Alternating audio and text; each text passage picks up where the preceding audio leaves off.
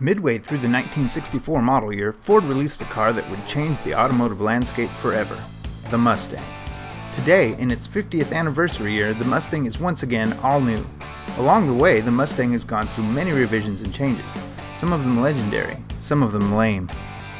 Before the Mustang ever hit the street, the futuristic aluminum-bodied Mustang 1 prototype tested the possibilities for Ford's new car.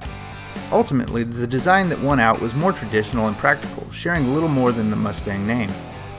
Introduced as a 1964 and a half model at the New York World's Fair, the original Mustang was an instant hit, blending sporty performance and affordability to sell over 100,000 cars in just the first 4 months. Soon, Carroll Shelby got his hands on the Mustang, building the first GT350 and later the GT500.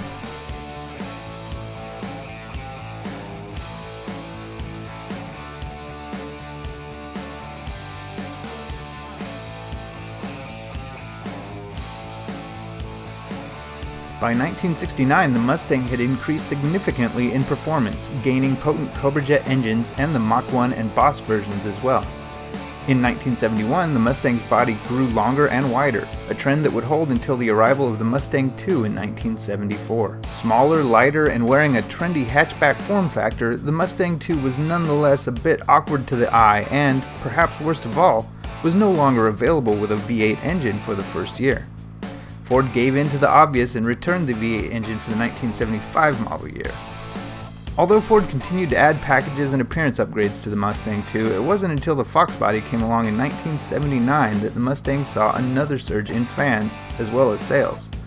The first 4-cylinder turbocharged Mustang joined in this generation, with the Mustang SVO nearly matching the emissions-choked V8 engine offered alongside it in 1981. Continuing through the 1980s and into the 1990s, the Fox body Mustang eventually grew rather long in the tooth.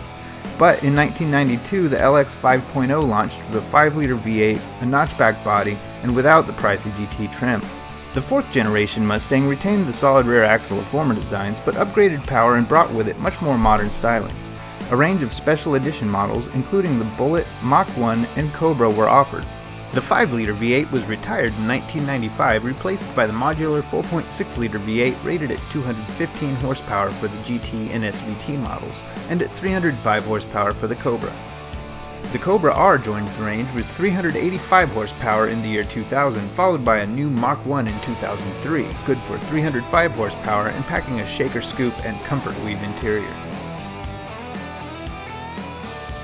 In 2005, the 5th generation Mustang arrived, carrying forward the 4.6-liter V8 of the previous generation as well as the solid rear axle, but this time adopting a design theme that married the best of the classic cars with more modern cues.